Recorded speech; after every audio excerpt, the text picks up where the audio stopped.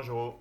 La dernière vidéo vous a montré une description d'une page Word. Ici, nous allons en faire quelques usages. On ne pourra pas tout faire, mais bon, les usages de base. Bien, vous cliquez sur le logo de Windows. Dans l'espace vide, vous double-cliquez. Vous saisissez, pardon, inutile de double-cliquer. Vous saisissez l'application que vous cherchez, Word.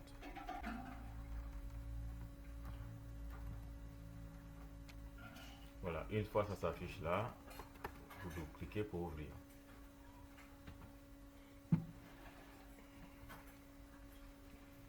Une fois la page est ouverte, bon, j'avais déjà copié un texte, puisqu'il s'agit de mise en forme et d'autres traitements, je vais tout bonnement coller le texte. L'épreuve de saisie, je pense que vous l'avez déjà effectué. Bien, voici donc un texte que nous avons, un texte d'environ 10 pages que nous devons traiter.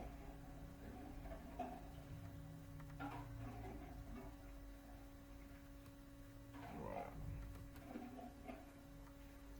Bien.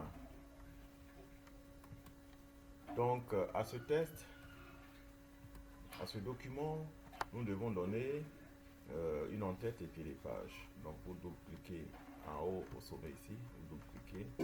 Et donc, la zone de démarcation entre l'en-tête et le corps du texte est là. On va nommer notre en-tête CRTL Word S1. Voilà. Word section 1. Bien. Et le pied de page sera... Et là, on va juste souligner 3 traitillés et vous tapez Entrée. Ça devient un trait. On va aller au pied des pages. On va écrire CRTL.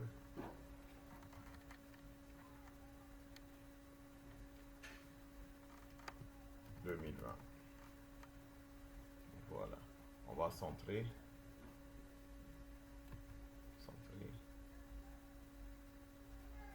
On va juste mettre une ligne au-dessus pour séparer du corps du texte. Il suffit d'écrire 2 ou 3 tirets et taper Entrée et c'est fait. Pour supprimer le pas entre CRTL et la ligne, clique derrière CRTL et voilà, c'est fait. Donc je double-clique dans le corps du texte pour sortir de l'entête et pied des pages. Voilà, nous y sommes. Bien. Donc, je vais donner un plan à mon texte. Donc, pour ce faire, je référence, n'est-ce pas, les grands titres. Donc, nous avons grand 1, la théorie atomique. Je vais dans référence, je sélectionne, je vais dans référence, ajouter le texte. C'est le niveau 1. En termes de hiérarchie, c'est le niveau 1 dans notre texte. Donc, la forme a changé. Je vais répéter la mise en forme. J'étais dans Times. Voilà. Time 11. Gras. Voilà. Et le texte doit être noir. Voilà. Bien, pour ne pas avoir à faire l'opération plusieurs fois, je sélectionne. Je suis dans l'onglet Accueil, reproduire la mise en forme. Je sélectionne ça. Je cherche tous les titres ayant la même hiérarchie que le grand 1, c'est-à-dire grand 2, grand 3. Donc,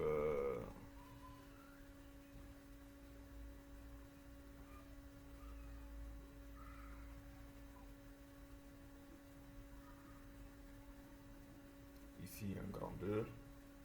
Voilà.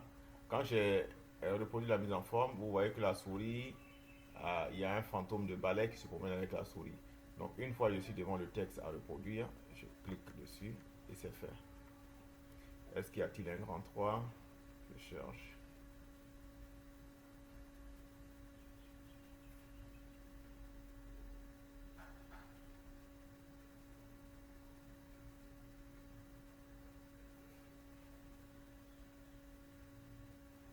Je cherche s'il y a un grand 3.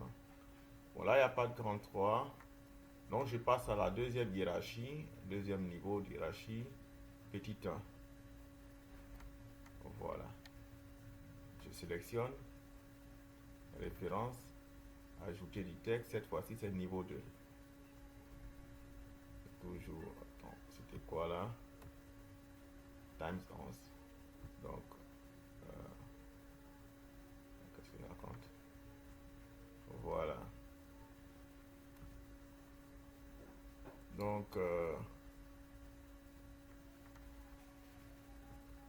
times 11.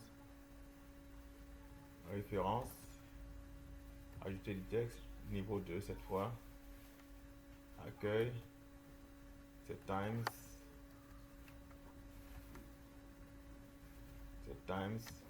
11, gras. La couleur, noir. Voilà. Donc, je reproduis la mise en forme pour donner la même mise en forme à tous les textes de la même hiérarchie. Il y a ça. Je reproduis la mise en forme. Je cherche encore tout ce qui est de la même hiérarchie, que ce soit dans le grand 1 comme dans le grand 2. Je cherche un petit 3. Rutherford. Voilà. Je continue. Je continue.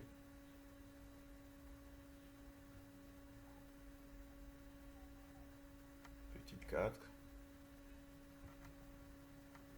Je continue.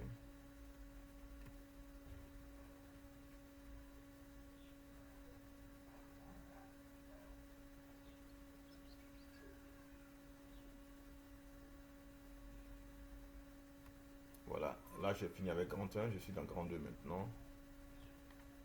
Petit 1 de grand 2. Alors, est-ce que j'ai reposé la mise en forme? Je vais voir dans référence. Ouais, niveau 2, je n'avais pas cliqué sur le balai. Voilà, donc je sélectionne Times, ça, et je clique sur ça. Voilà.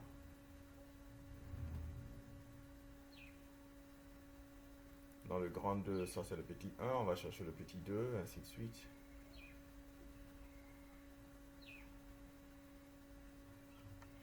C'est le petit 2, ça fait m'échapper. Et on reproduit la mise en forme, on cherche le petit 3 jusqu'à ce qu'on ait fini avec le grand 2. Petit 3. Voilà, on reproduit la mise en forme.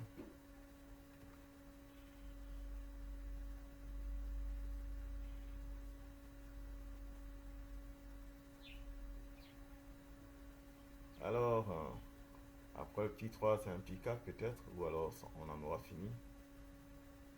On verra. On en a fini. On va passer maintenant au troisième niveau, les A, B, C. Voilà. A. Non. Là c'est référence. Ajouter du texte, niveau 3. Et c'est toujours times. Et taille 11, ça reste là. Et couleur de police par défaut, le noir. Donc je reproduis la mise en forme, je mets tout ce qui est lettres A, B, C en niveau 3. Voilà, que ce soit dans le grand 1 ou le grand 2, je mets tout ce qui est lettres dans le niveau 3.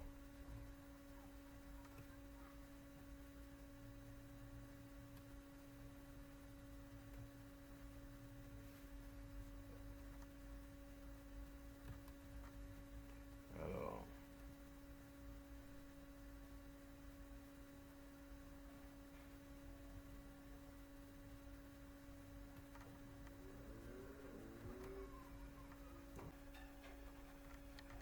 Alors, quand on a fini tout ça, on va réserver une page pour la table des matières. Donc, on clique derrière le premier caractère sur la page en cours. On va dans l'onglet mise en page, saut de page. Hein, il faut faire des sauts de page très souvent pour éviter que des modifications sur une page puissent impacter la page suivante. Donc, saut de page, page suivante. Donc, on a isolé notre page ici. Et la page en haut, c'est la page du sommaire, de la table des matières. La mise en forme qui est là ne convient pas. C'est la mise en forme du grand titre, puisqu'on a c'est derrière le grand titre, grand 1 qu'on avait cliqué. Donc cette mise en forme est reproduite ici. Alors je vais dans Accueil. Je clique sur ce caractère-là avec une gomme là. Hein, l'infobulle qui s'affiche dit que c'est l'outil d'effacer toute mise en forme. Je clique dessus, ça efface toute mise en forme. Donc je reste cliqué là. Je vais dans Références, table des matières et je choisis le format que je veux. Une fois que je clique, la table des matières s'installe. Voilà, la table des matières s'intègre automatiquement puisqu'on avait déjà formaté là. Alors, le titre de table des matières est en bleu, je sélectionne. Je préfère mettre en noir, je clique sur noir.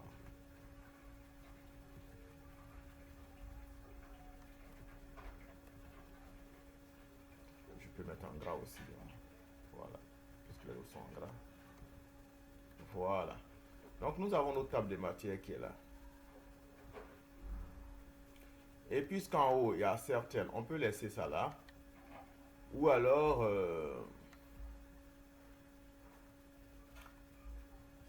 voilà, si on veut que des modifications qu'on fait sur cette page n'impactent pas la page suivante, enfin les autres pages, c'est-à-dire la section suivante, puis c'est deux sections maintenant.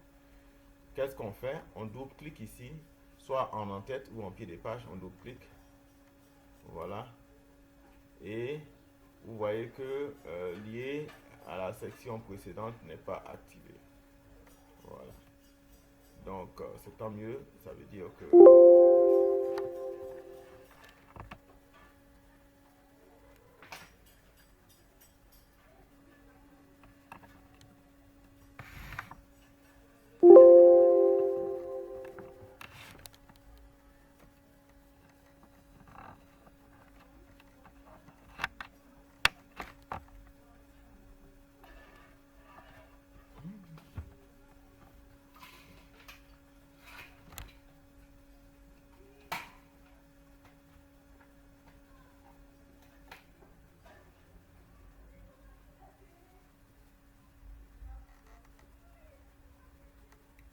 voilà.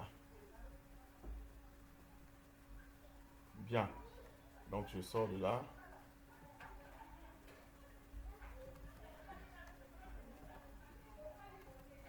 Alors,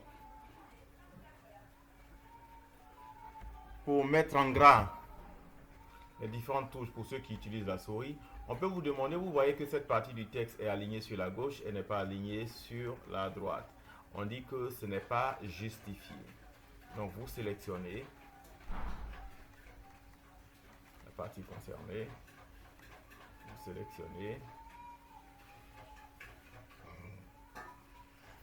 et dans l'onglet, dans le groupe qu'on appelle paragraphe, parce que les groupes ont un nom, ça c'est groupe police, ça c'est groupe presse papier, ça c'est groupe paragraphe et groupe style, groupe édition. Donc dans groupe paragraphe, vous cliquez sur centrer par exemple, vous voyez que les caractères, les textes seront centrés les uns sur les autres. Si on clique ici, aligné sur la droite, alors quand on clique ici, c'est justifié. Hein, on peut faire CTRL J, comme c'est indiqué ici, CTRL J. Donc vous cliquez, c'est justifié et c'est justifié maintenant. Donc voilà. Pour mettre en gras, vous sélectionnez, vous mettez en gras ou italique ou bien vous soulignez. Voilà. Donc je désactive tout ça. Alors, si je veux donner un pied de page, une explication en pied de page, vous cliquez juste devant le mot. On dit infractionnable.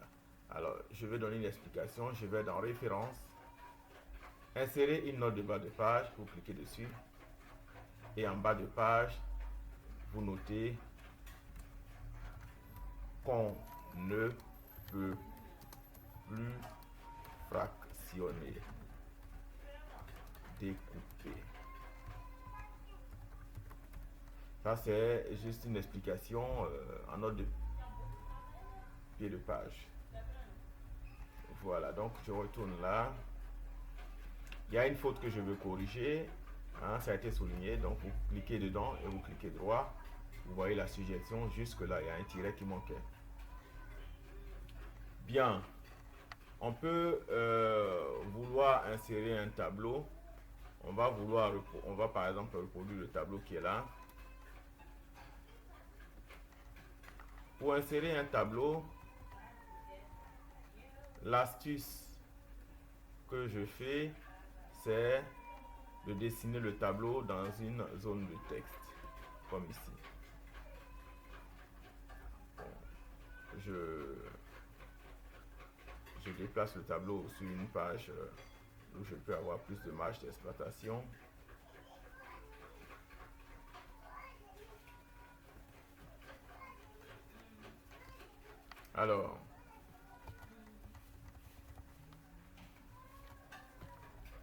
Alors c'est ce tableau là que je dois reproduire. Je le prends.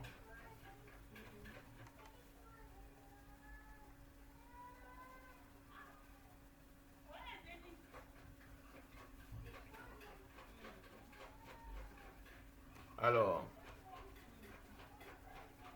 j'insère le tableau, insérer, tableau. Un tableau à une colonne, une ligne, deux colonnes, une ligne, trois colonnes, une ligne, trois colonnes, deux lignes, trois colonnes, trois lignes, etc. Donc, je prends trois colonnes, trois lignes. Ou alors, je peux cliquer ici pour définir le nombre de colonnes et le nombre de lignes. Là, nous avons 5 colonnes, 5 lignes. Si je clique ici, ça veut dire que je crée un tableau de sorte que les cases puissent s'adapter au contenu. Donc, je prends 5 colonnes, 2 lignes. Quand on ne met pas le tableau dans une zone de texte, hein, c'est difficile de déplacer le tableau. Voilà. Vous voyez qu'il vient de se superposer ici. Hein. Voilà, c'est difficile de maîtriser le déplacement. Alors, qu'est-ce que je fais? Je sélectionne le tableau. Pour sélectionner le tableau, alors vous survolez le tableau avec la souris. Il y a une croix qui apparaît au sommet. Vous cliquez dans la croix et vous cliquez droit. Vous coupez. Moi, je vais... Quand vous cliquez droit, vous avez déjà... Voilà. Et donc, sélectionné, j'ai coupé. Je dessine mon zone de texte.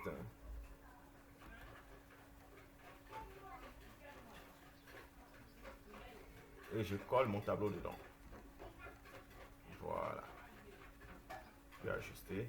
Une fois c'est collé dedans, vous voyez que quand je sélectionne, je peux déplacer mon tableau comme je veux. Comme je veux. Voilà. Maintenant, c'est gênant. On a un tableau à bordure et le cadre aussi a une bordure. C'est gênant. Donc je clique sur mon cadre, zone de texte. Et l'onglet qui s'ouvre ici, mise en forme, puisque nous sommes en train de travailler sur un tableau qui est un dessin, puisqu'on a inséré. Donc il y a un onglet supplémentaire qui apparaît aussitôt. Donc on va dans la mise en forme du dessin. Donc on va... Vous voyez que quand on déplace et qu'on colle ici, on ne voit pas ce qui se trouve en arrière-plan. Donc ça veut dire que le tableau, le fond est rempli. Donc remplissage de mise en forme, on met aucun.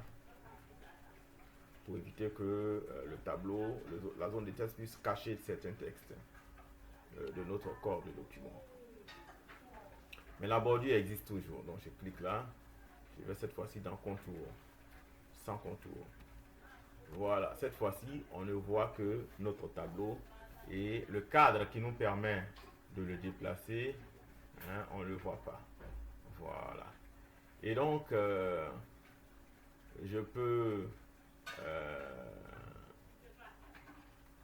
par exemple, fusionner Je sélectionne tout et je vais dans, il y a outils tableau parce que je viens de sélectionner le tableau, outils tableau, je clique dessus, il y a mise en forme, il y a création, il y a mise en page.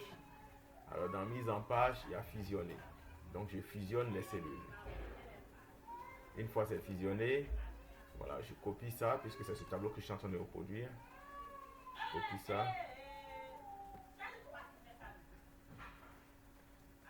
Je sélectionne et je copie. CTRL C. Coller là.